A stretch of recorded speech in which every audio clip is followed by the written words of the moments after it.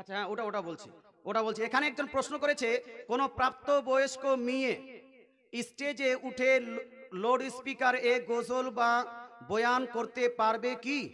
কেউ যদি বলে যে শিক্ষা প্রচারের জন্য এক মেয়ের দিকে দেখে অন্যরাও এগিয়ে আসবে, তাই আমরা মেয়েদের অনুমতি দিই, এক্ষেত্রে কি জায়েজ হবে? অর্থাৎ কিছু ব্যক্তি যুক্তি লাগাচ্ছে যে মেয়েদেরকে যদি স্টেজে উঠানো যায় বক্তৃতা করে ওয়াজ করে, তো মেয়েকে দেখে আরো অনেক লোক চলে আসবে, ছেলেকে দেখে কম আসবে, তাই বেশি লোককে শোনানোর জন্য আমরা এই আপনার মেয়েদের দ্বারা লাউড স্পিকারে স্টেজে ওপেন প্লেসে আমরা পাবলিক প্লেসে মহিলাদেরকে দিয়ে গোসল এবং বক্তৃতা করাই। এই লজিকটা এমনি হবে যে হুজুর আমাদের জালসাতে লোক হয় না, এই জন্য আমরা বক্তাকে না ডেকে একটা ছেলে আর একটা মেয়েকে ডেকে স্টেজে কাওয়ালি করিয়েছি, ঢোল তাবলা বাজিয়েছি, নাচ গান করেছি, যাহাতে লোক বেশি হয়। এই যুক্তিটা যেমন নিষিদ্ধ, এই যুক্তিটা যেমন একজন বেকুব মানুষের কথা, তদ্রূপ মেয়েদেরকে মানুষ বানানোর জন্য স্টেজে তোলা এটাও হলো নাজায়েজ এবং ভুল কথা। এই কথা সাপোর্ট করা যাবে না। বাচ্চা যদি মেয়ে যদি সাবালিকা হয়, বাচ্চা মেয়ে যদি প্রাপ্তবয়স্কা হয়, তাহলে এই মেয়েকে এই রকম স্টেজে যেখানে ছেলে মেয়ে সবাই থাকে এই রকম স্টেজে চাপানো এবং তার মাধ্যমে গজল গাওয়ানো, তার মাধ্যমে বক্তৃতা করানো, এটা টোটালি নিষিদ্ধ, নাজায়েজ, চলবে না। এইরকম জালসাকে বাইকাট করতে হবে। যদি এইরকম কেউ জালসা করে, এই জালসাকে বাইকাট করতে হবে। এইরকম কেউ যদি মৌলবি যুক্তি লাগায়, এই মৌলবি সাহেবকে বাইকাট করতে হবে না। মুসলমান এটা জায়েজ নয়। এইগুলো আপনারা যদি জায়েজ করতে যান তো অনেক উল্টাপাল্টা শরীয়তে হয়ে যাবে। তাই ভাই আপনাদের বলতে, হ্যাঁ ছোট্ট বাচ্চি যদি হয়, এখনো ছোট বাচ্চি 2-3 বছর বয়স বা 4-5 বছর বয়স মেয়ে, ছোট্ট বাচ্চা, এই ছোট্ট বাচ্চারা যদি নাচ পড়ে তাহলে এটা হলো জায়েজ। আমার রাসূলুল্লাহ ছোট্ট বাচ্চাদের কাছে গোসল নাচ শুনেছেন, হাদিসে প্রমাণ আছে। জোরে বলেন সুবহানাল্লাহ। কিন্তু বাচ্চা হতে হবে, হ্যাঁ ওই ম্যাচুরড অ্যাডাল্ট যদি হয় তাহলে চলবে না। আল্লাহ তাআলা আমাদের বুঝার তৌফিক দান করুক, আমল করার তৌফিক দান করুক। এগুলা হলো যুক্তি, ভুল যুক্তি। এই যুক্তি দিয়ে ইসলাম চলবে না। আচ্ছা, নেক্সট প্রশ্ন করেছেন, আমি নিজামুদ্দিন কোরআন ও সহিহ হাদিসের রেফারেন্স দিয়ে জানতে চাই যে আমাদের এক মৌলভী সাহেব দেওবন্দি ছেলে ও মেয়েকে মোহর পড়ার কারণে তার স্ত্রী তালাক হয়েছে, এমনটা কেউ বলেছে। যদি হয়ে থাকে তাহলে পুনরায় তার স্ত্রীকে মোহর করতে হবে নাকি? আমি বলছিলাম এটা আপনার ব্যক্তিগত প্রশ্নটা করলে খুব ভালো হতো। স্টেজে এই যে অনেকগুলো ইউটিউবার আছে, সব জায়গায় এগুলো যাবে, আমার হিসেবে এটা ব্যক্তিগত প্রশ্ন করলে খুব ভালো হতো নাকি? ব্যক্তিগত এটা করেন। আমি এতটুকু বলবো যে সুন্নি, এতটুকু বলবো,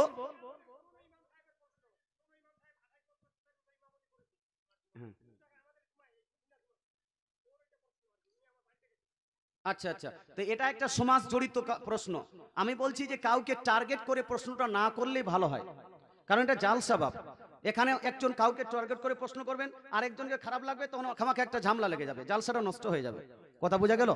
আমি প্রশ্নটাকে সবসময় বলি যে টার্গেট করে না করে এমনিতে আপনার করেন, সাধারণ প্রশ্ন করেন যে ওয়াহাবিদের সঙ্গে যদি মেয়ে হয়, বিবাহ হয়, তাহলে সেটা বিবাহ পড়ানো যাবে কি যাবে না, এইরকম প্রশ্ন করুন। কথা বোঝা গেল? এখন কে পড়িয়েছে কে না পড়িয়েছে, তার বিবাহ পড়াতে হবে কিনা সেটা ব্যাপারটা আলাদা। এই যে আপনি বলে দিলেন আপনার ইমাম সাহেব নিয়ে কেন্দ্র, তো এটা আপনার সমাজের প্রশ্ন, সমাজে করেন। আমি শুধু এতটুকু বলবো, আমরা সুন্নি, আমরা আহলে সুন্নাত ওয়াল জামাত। আল্লাহ তাআলা রাসূল বলেছেন 73টি ফিরকা হবে, তোর মধ্যে একটা জান্নাতি, বাকি সব জাহান্নামী। জান্নাতি এবং জাহান্নামীদের মধ্যে বিবাহ চলবে, চলবে? জান্নাতি এবং জাহান্নামীদের মধ্যে বিবাহ চলবে না। কেউ যদি অ্যাকচুয়াল ওয়াহাবি হয়ে থাকে, কেউ যদি অ্যাকচুয়াল গায়র মুকাল্লিদ হয়ে থাকে, অ্যাকচুয়াল যদি আপনার ওয়াহাবি হয়ে থাকে, তাদের সঙ্গে সুন্নিদের না ছেলের বিবাহ হবে না মেয়ের বিবাহ হবে। এরপরেও যদি আপনার মৌলভী সাহেব এই বিবাহটাকে জায়েজ মনে করে পড়ায়, তাহলে আপনার ওই মৌলভী সাহেব অন্যায় করেছে, এটা নাজায়েজ করেছে। এই জন্য ইমাম সাহেব যতক্ষণ পর্যন্ত তওবা না করবে, এই ইমাম সাহেবের পিছনে নামাজ চলবে না। কথা পরিষ্কার মুসলমান? আচ্ছা, আমি এর আগে এখানে এসে কথা আর একটু পরিষ্কার বলেছিলাম। আচ্ছা যাই হোক, কোন সুন্নি ভাই যদি কোনো ভুল করে ফেলে, তখন কোন ব্যক্তি এমন কথা বলে ফেলে যে তোমাদের থেকে দেওবন্দি আহলে হাদিসরা ভালো, আছে, এইরূপ কথা বললে ইমানের কোনো ক্ষতি হবে কি? মুসলমান কেউ ভুল করছে, কোনো মুসলমান চুরি করলো, এই চুরি করার কারণে ওই ব্যক্তিকে বলছেন যে এই চুরি তুমি করেছো, তোমার থেকে তো হিন্দুরা ভালো। হ্যাঁ, এইরকম কথা বলা। অথবা কোনো সুন্নি ব্যক্তি কোনো ভুল করলো, হয়তো মিস্টেক করেছে, কোনো মিস্টেক হতেই পারে মানুষের মাধ্যমে, যেমন মিস্টেক হয়েছে, ওকে বলছে যে তোমার সুন্নি থেকে ওয়াহাবিরাই তো ভালো। আও নাউজুবিল্লাহ মিন যালিক। এই যে ভালো বলছে, ভালোটা কোন দিক থেকে বলছে? যদি ঈমান আকীদার দিক থেকে বলে যে তোমার থেকে ওরাই বেশি ঈমানদার, তোমার থেকে ওরাই বলো আপনার আকীদাওয়ালা, তাহলে এই কথাটা বললে আপনার ঈমানের মধ্যে ঘাটতি আসবে। কথা বোঝা গেল? এটার মধ্যে ঘাটতি আসবে। খবরদার, হুঁশিয়ার। যদি কেউ গুনাহ করে, এই গুনাহ করার কারণে তাকে আপনি তিরস্কার করতে পারেন। একজন দাড়িওয়ালা ব্যক্তি মিস্টেক করেছে, কাউকে হয়তো গালি দিয়েছে, গালি দেওয়াটা হারাম। ওই ব্যক্তিকে দাড়িকে কেন্দ্র করে নয়, আপনি তাকে বলেন ভাই আপনি একজন মুসলমান, আপনার জন্য অপর মুসলমানকে আপনার গালি দেওয়া এটা হলো হারাম, এটা দিয়েন না। এইটা না করে যদি আপনি বলেন এই দাড়ি রেখেছো, তোমার দাড়ি রাখার থেকে আমরা যে দাড়ি রাখিনি না রাখাটাই আমার ভালো হয়ে গেছে, তোমার থেকে আমার ঈমান বেশি মজবুত হয়ে গেছে, এইরকম দাড়িকে টার্গেট করে, ঈমানকে টার্গেট করে, মুসলমানকে টার্গেট করে, ইসলামকে টার্গেট করে, মাযহাবকে টার্গেট করে কথা বলা যাবে না।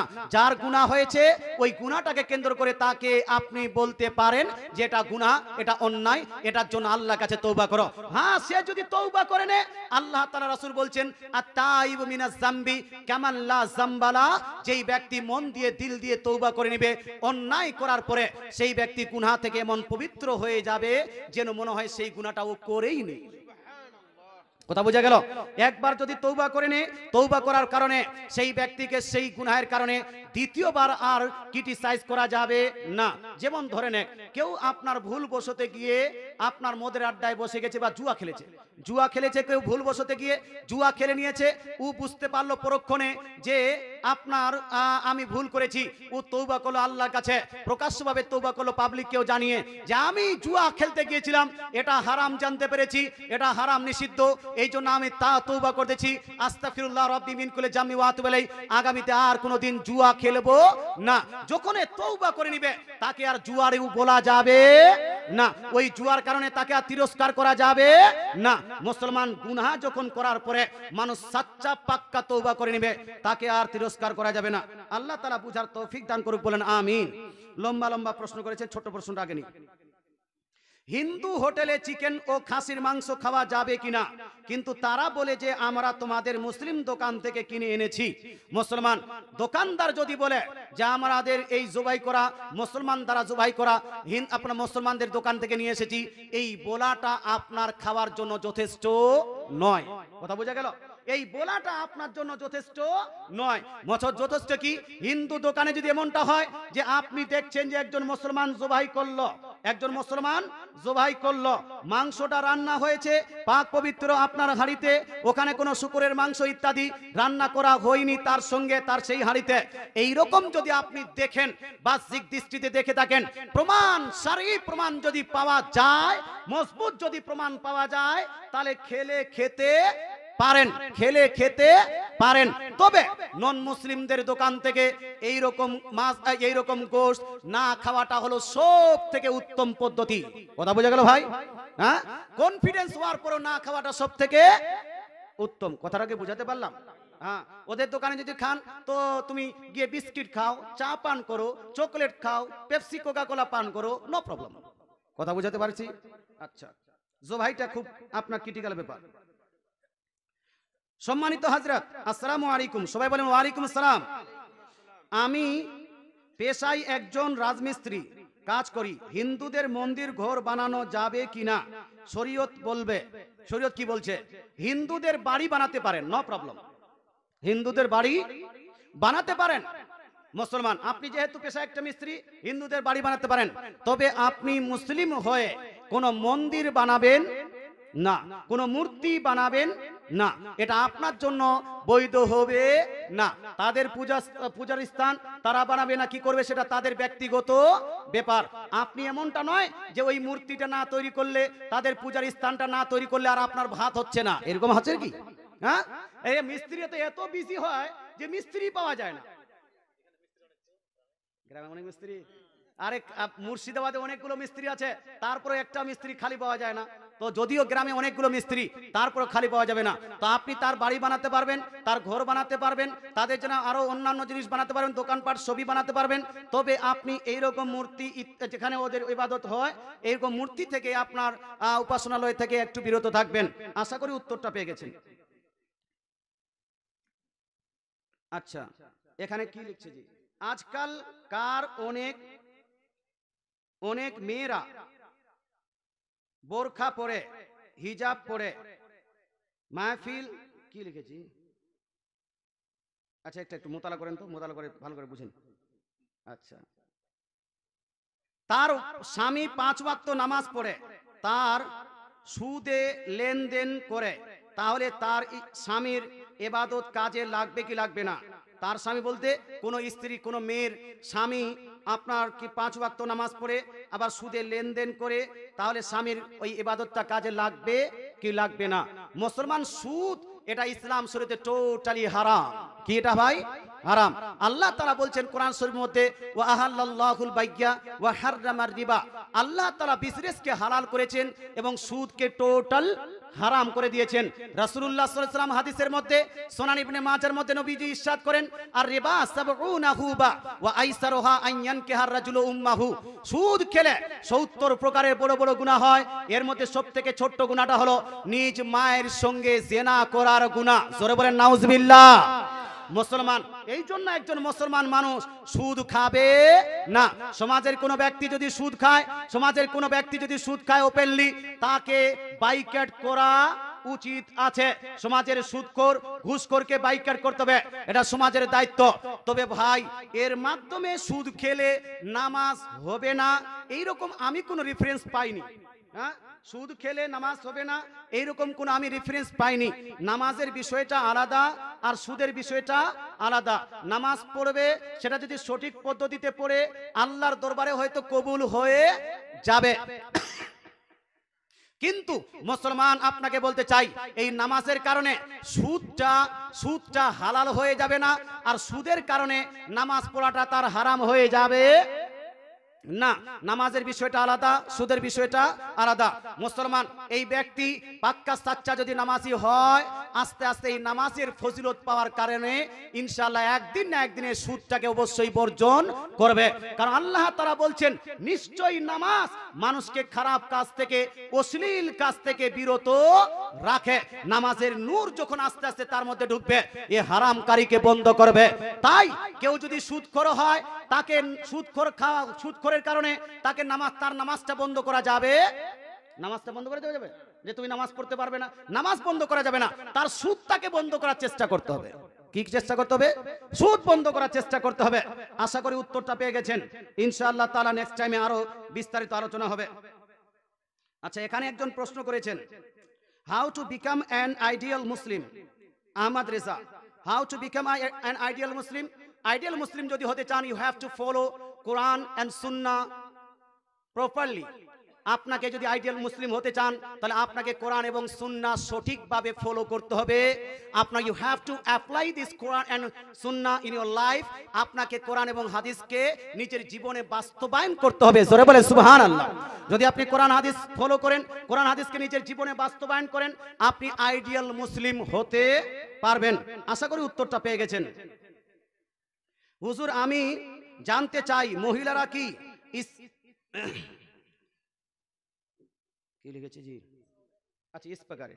হুজুর, আমি জানতে চাই মহিলারা কি স্পিকারে নাত পড়তে পারবে কি পারবে না? আচ্ছা, এটা নিয়ে আলোচনা হয়ে গেছে, এটা নিয়ে নেক্সট আলোচনা করার কোনো প্রয়োজন নাই। মুসলমান, কোন মৌলবি যদি দেওবন্দির মেয়ের মোহর, এটা হয়ে গেছে, কোন বাবা ছেলে শুনে যদি ওয়াহাবি ছেলের সাথে মেয়ের বিবাহ দেয়, মেয়ের বাবার অনুষ্ঠানে যাওয়া যাবে কি যাবে না? শুনুন, এটা আপনারা হলেও এবং স্পর্শকাতর মাসলা, এটাকে নিয়ে মানুষ অনেক রেগে যায় বাপ। হ্যাঁ, যখন সুন্নিদেরকে কবর পূজারি বলে, সুন্নিদের উপর শিরকের ফতোয়া লাগায়, সুন্নিদের উপর বিদআতের ফতোয়া লাগায়, তখন কোন শিক্ষিত মানুষের আপনার মাথার টনক নড়ে না। হ্যাঁ, টনক নড়ে না। মুসলমান, ওয়াহাবি দেওবন্দিরা সুন্নিদের উপর শিরকের ফতোয়া লাগায় কি লাগায় না? একটু হানা বলবেন, লাগায় কি লাগায় না? তার মানে ওরা বলতে চায় সুন্নিরা শিরক করে, সুন্নিরা বেদাত কাজ করে। যে বেদাত কাজ করবে তাকে বলা হয় কি? বিদাতি। তাকে বলা হয় কি? বিদাতি। যে শিরিক কাজ করে তাকে বলা হয় মুশরিক। তাহলে তাদের কথা মোতাবেক সুন্নিরা মুশরিক হয়ে যায়। মুশরিক হওয়ার পরে কোনো ব্যক্তি মুসলমান থাকবে? থাকবে না। ও ডাইরেক্টলি সুন্নিদেরকে কাফির বলছে না, আপনি ইনডাইরেক্টলি সুন্নিদের উপর শিরকের ফতোয়া লাগিয়ে সুন্নিদেরকে কাফির প্রমাণ করলো কি করলো না? করলো। আল্লাহ তাআলা কোরআন শরীফের মধ্যে সূরা বাকারার মধ্যে ইরশাদ করেন, লা তুনকিহুল মুশরিকাত, হে আমার বান্দারা তোমরা শিরিককারী মেয়েদেরকে বিবাহ করো না যতক্ষণ পর্যন্ত না ওই মেয়েটা ঈমান এনেছে। অর্থাৎ শিরিক করার পরে মেয়েটা যতক্ষণ পর্যন্ত তওবা করে ঈমান না আনবে ততক্ষণ পর্যন্ত ওই মেয়েটাকে বিবাহ করা যাবে না। আল্লাহ তাআলা আগে বলছেন ওয়ালা তুনকিহুল মুশরিকিন, আর তোমরা মুশরিক শিরিককারী ছেলেদের সঙ্গে বিবাহ করো না যতক্ষণ পর্যন্ত না ওই ছেলেটা শিরিক থেকে তওবা করে মুসলমান হয়েছে, ঈমান এনেছে। এই আয়াতে স্পষ্ট আল্লাহ তাআলা বলছেন যে শিরিক করবে তাকে বিবাহ করা যাবে না। যে শিরিককারী মেয়ে হবে সেই মেয়েটার সঙ্গে একজন মুসলমানের বিবাহ হবে না। দেওবন্দি ভাই, আহলে হাদিস ভাই, আপনার কি বলছে ওয়াহাবি ভাইদেরকে আমি আদবের সহিত বলছি, তোমরা নিজের কিতাবে সুন্নিদের উপর শিরিকের ফতোয়া লাগাও, সুন্নিদের উপর বিদাতের ফতোয়া লাগাও। শিরিকের বিদাতের ফতোয়া লাগার পরে সুন্নিদের মেয়েদেরকে তোমরা বিবাহ করো কেন? সুন্নিদের ছেলেদেরকে তোমরা বেটি দেও কেন? বলুন তো, শিরিকের ফতোয়া লাগানোর পরে তাদেরকে সুন্নিদের মেয়েদেরকে বিবাহ করা উচিত আছে? আছে? উচিত নয়। মুসলমান আপনাকে বলতে চাই, সুন্নিদের উপর যখন শিরিকের ফতোয়া লাগিয়ে দিয়েছে তাহলে এই সুন্নিদেরকে তাদেরকে বেটি দেওয়া উচিত নয়, কোরআনের নির্দেশ। কিন্তু তারপরও তারা বেটি দিচ্ছে, কোরআনকে ফলো করছে না। কিন্তু আমরা সুন্নি মুসলমান, আমরা স্লোগান লাগাই কোরআন হাদিস যেই দিকে আমরা আছি সেই দিকে। এবার হাদিসের ভাষ্য শুনুন। হাদিসে নবীজি ইরশাদ করেন, সহিহ মুসলিম শরীফের হাদিস, কোন ব্যক্তি যদি এক ব্যক্তি যদি অপর ব্যক্তিকে শিরকের ফতোয়া দেয় অথবা কুফরের ফতোয়া দেয়, কারো প্রতি যদি শিরক বা কুফরের ফতোয়া দেয়, যার উপর ফতোয়াটা দিয়েছে সেই ব্যক্তি যদি শিরক করে, আসলেই যদি সে কুফর করে, তাহলে সে শিরক, সে মুশরিক আর কাফির হয়ে যাবে। কিন্তু যার উপর শিরকের ফতোয়া দিয়েছে, যার উপর কুফরের ফতোয়া দিয়েছে, সে যদি শিরক না করে, অ্যাকচুয়ালি সে যদি অ্যাকচুয়ালি কুফর না করে, শিরকের ফতোয়া ঘুরে যে ফতোয়া দিবে তাদেরকে লেগে যাবে। ঘুরে কাকে লাগবে? যে দিবে তাকে লাগবে। এবার বলুন তো ভাই, দেওবন্দি ওয়াহাবিরা সুন্নিদেরকে বেদাতি, আপনার বেদাতের ফতোয়া, শিরকের ফতোয়া দেয় কি দেয় না? এবার আপনারা তো সুন্নি, আপনারা কি শিরিক করেন? আপনারা কি শিরিক করেন? যদি আপনারা বলেন হুজুর আমরা শিরিক করি না, তাহলে আপনাকে মানতে হবে তাদের ফতোয়া তাদেরকে ঘুরে লেগেছে না লাগেনি? তাদেরকে ঘুরে লেগেছে কি লাগেনি? যদি তাদের ফতোয়া ঘুরে তাদেরকে লেগে যায়, এবার ওই ফতোয়া ওদের উপর পড়বে শিরকের ফতোয়া। যদি ওরা শিরিক করে নেয়, এরা হবে কি এখন? কি হবে? গ্রামার অনুযায়ী এরা হয়ে যাচ্ছে মুশরিক। আর মুশরিকদের সঙ্গে আল্লাহ বলছে বিবাহ করা যাবে না, মুশরিকদের সঙ্গে মেয়েরাও বিবাহ করতে পারে না। এই জন্য মুহাম্মদ সাল্লাল্লাহু আলাইহি ওয়াসাল্লামের উম্মতির মধ্যে ৭৩টি ফিরকা কেউ কোরআন হাদিসের ঠিকভাবে ফলো করে না। ওরা হিম্মত তো করতে পারে শিরকের ফতোয়া দেওয়ার, কিন্তু ফতোয়া দেওয়ার পরে সেই শিরকের উপর আমল করতে পারে না, সেই ফতোয়ার উপর আমল করতে পারে না। কিন্তু সুন্নিরা বলে জান চলে যাবে, কিন্তু কোরআন হাদিস আমরা ছাড়বো না। মুসলমান আপনাকে বলতে চাই, হাদিসের দ্বারা প্রমাণিত হলো যেহেতু আমরা মুশরিক নই, যেহেতু আমরা শিরক করি না, তাই শিরকের ফতোয়া তোমাদের উপর লেগেছে। আর তোমাদের উপর যখন লেগেছে, কোরআন বলছে তোমাদেরকে শিরককারীদেরকে বিবাহ করা যাবে না। এই জন্য সুন্নিরা বুক ফুলিয়ে বলে যারা শিরকের ফতোয়া সুন্নিদের উপর দিয়েছে, এই রকম কোন ওয়াহাবীর সঙ্গে সুন্নিদের বিবাহ চলবে না। কথাটা কি বুঝাতে পারলাম? এরপরে মানুষকে ধোকা দেওয়ার জন্য, বোকা বানার জন্য বলবে এই আমরা তো ভালো মানুষ, এই সুন্নিরা এসে ঝামেলা লাগায়। ও মানুষকে একটু চিমটি কেটে চুপচাপ বসে আছে, হ্যাঁ? আর ওকে যখন উয়া করছে তখন বলছে না ও বদমাশ। তাকবিরাতুল ঈমান উঠান।